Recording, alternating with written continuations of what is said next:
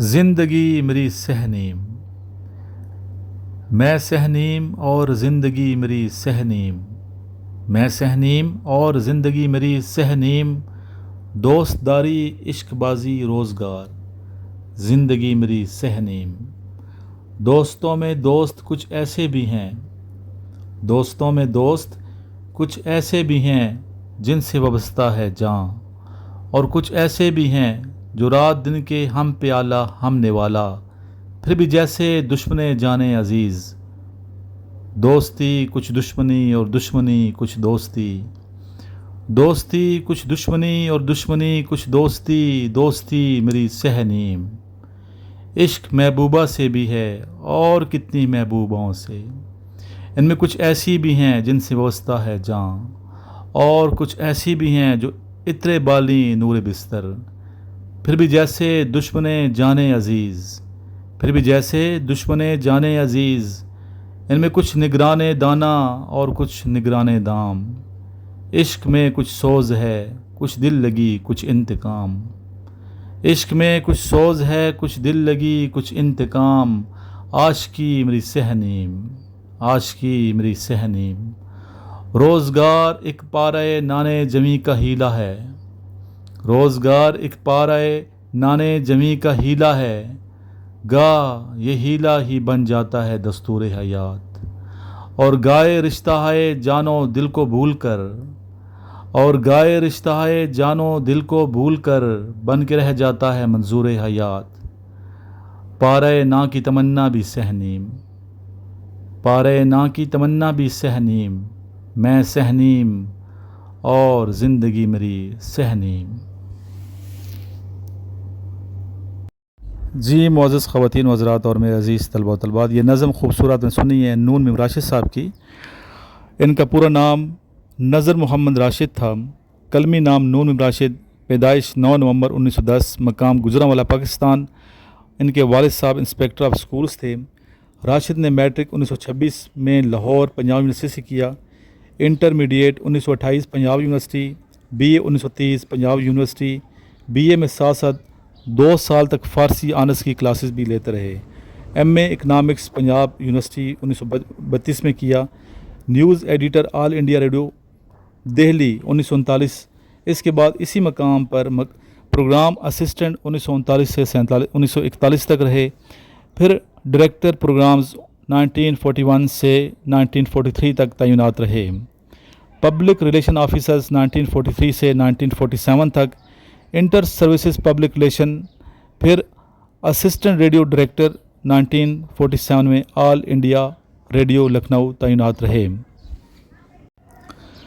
دوسری جنگ آزادی کے دوران فوجی ملازمت بھی اختیار کی اور جنگ کے بعد واپس ریڈیو کی طرف آئے۔ فوجی ملازمت کے بعد تعیناتی باہر ممالک میں ہوئی۔ بچے پاکستان میں تھے لہٰذا بہت تنہائی محسوس کرتے۔ تہران کے قیام کے دوران ذہنی الجھنوں کے شکار رہے، جس کی عکاسی ان کے دوسرے مجموعہ کلام ایران میں اجنبی کی نظموں سے ہوتا ہے۔ شروع میں ان کے لیے ایران اجنبی تھا، مگر بعد میں ایران سے عشق ہو گیا۔ 1967 میں جب ایران گئے تو بہت خوش تھے۔ Assistant regional director radio Pakistan Peshawar 1947 سے 48 تک رہے۔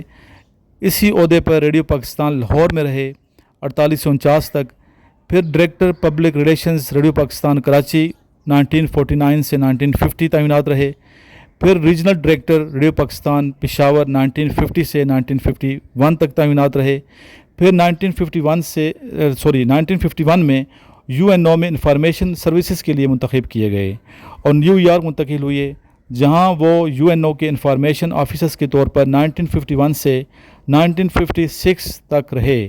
اس کے بعد director UNO information centre Jakarta Indonesia 1956 سے 1958 تک تعینات رہے۔ اس کے بعد deputy director UNO information centre Karachi 1958 سے 1959 تک تعینات رہے۔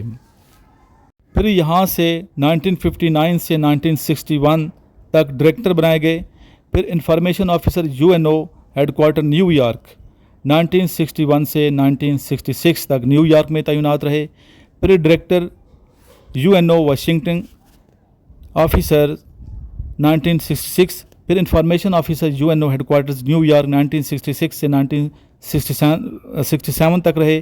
اس کے بعد director UNO information centre Tehran 1967 سے 1973 تک تعینات رہے. ریٹائرمنٹ کے بعد یہ مستقل طور پر لندن منتقل ہو گئے. نون میم راشد نے 2 شادیاں کیں. پہلی بیوی مذہبی گھرانے سے تعلق رکھتی تھیں جو خود بھی بہت مذہبی قسم کی عورت تھیں. راشد کی کزن تھیں. ذہنی سطح کا فرق موجود تھا. پہلی بیوی سے آپ کے 5 بچے پیدا ہوئے.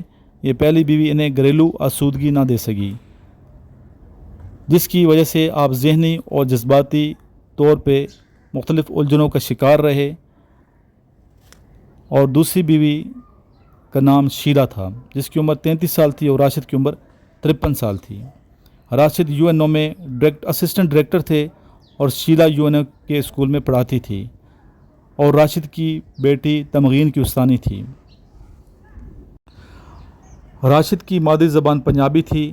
اس کے علاوہ انگریزی، اردو، فارسی، فرانسیسی اور رشین زبانوں پر مکمل عبور حاصل تھا. آپ کی بہت سی تصانیف ہیں جن میں نمبر 1 ماورا 1941 میں شائع ہوئی، ایران میں اجنبی 1955، لامساوی انسان 1969. یہ راشد کی سب سے اچھی کتاب ہے. لامساوی انسان. گمام کا ممکن 1976، یہ مرنے کے بعد شائع ہوئی. نون میم راشد ایک بہترین شاعر تھے اور ان کی نظموں کے انگریزی تراجم بھی ہوئے. تنقیدی مضامین بھی آپ نے لکھے. جدید فارسی شاعری کا انتخاب بھی کیا اور اس پر مقالہ بھی لکھا. نون میم راشد نے کئی ممالک دیکھے ہوئے تھے جیسے عراق، ایران، مصر، فلسطین، امریکہ، Russia, Thailand, Italy, Austria, Indonesia. ان تمام ممالک کی آپ نے سیاحت کی. تھائی لینڈ میں بین الاقوامی اجلاس کی شرکت کے لیے بھی گئے تھے. آئیے اب راشد کی شخصیت پہ تھوڑا سا اپنے خیالات کا اظہار کرتے ہیں. راشد سخت مزاج، اصول پسند، وقت کے پابند، محنتی، دانشورانہ شخصیت کے مالک، گہرے تجربے مشاہدے کے مالک، باہر سے سخت مگر اندرونی طور پر نرم مزاج، خود احتسابی کا لہو ان کے وجود کے اندر دوڑ رہا تھا. صاف گو، کسی سے مخالفت اگر ہو جاتی تو آسانی سے معاف نہیں کرتے تھے. انانیت، عزت نفس، وقار ان کی شخصیت کے مختلف رنگ تھے. نہ ہی بہت زیادہ ضعیف، نہ ہی خوش مزاج. فکرہ باز، خوش مزاج اور مشاعروں میں جانا پسند نہیں کرتے تھے. دوسروں کے دلائل مانتے. اگر کوئی دلیل سے بات کرتا تو قائل ہو جاتے.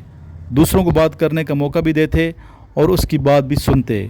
ان کی ادبی شخصیت کا نکھار خاص کر لاہور اور اس کی ادبی فضا میں ہوا.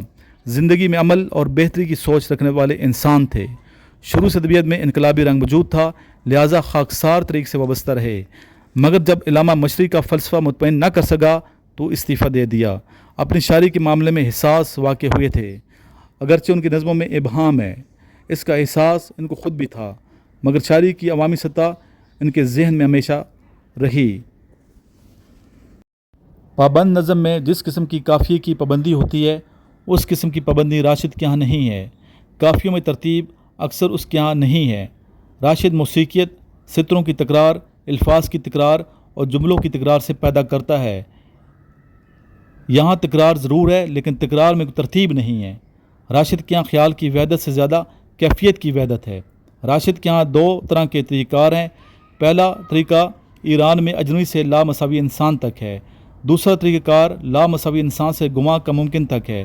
پہلے طریقہ کار کا یہ ہے کہ یہ پہلے خیال پیش کرتا ہے، پھر دوسرا مصرع لا کر خیال پیش کرتا ہے.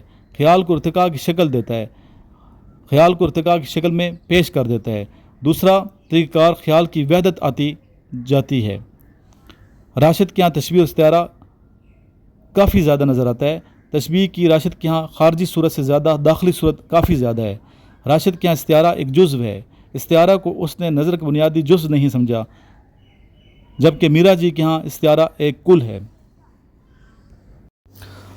سوچتا ہوں کہ بہت سادہ و معصوم ہے وہ، میں ابھی اس کو شناسائے محبت نہ کروں، روح کو اس کی اسیر غم الفت نہ کروں، اس کو رسوا نہ کروں، وقف مصیبت نہ کروں. سوچتا ہوں کہ ابھی رن سے آزاد ہے وہ، واقف درد نہیں، خوگر آلام نہیں، سحر عیش میں اس کی عصر شام نہیں، زندگی اس کے لیے زہر برا جام نہیں۔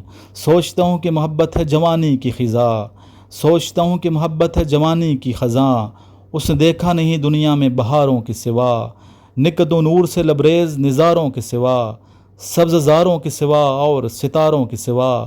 سوچتا ہوں کہ غم دل نہ سناؤں اس کو، سوچتا ہوں غم دل نہ سناؤں اس کو، سامنے اس کے کبھی راز کو عریاں نہ کروں، خلش دل سے اسے دست گریباں نہ کروں، اس کے جذبات کو میں شعلہ بداماں نہ کروں۔ سوچتا ہوں کہ جلا دے گی محبت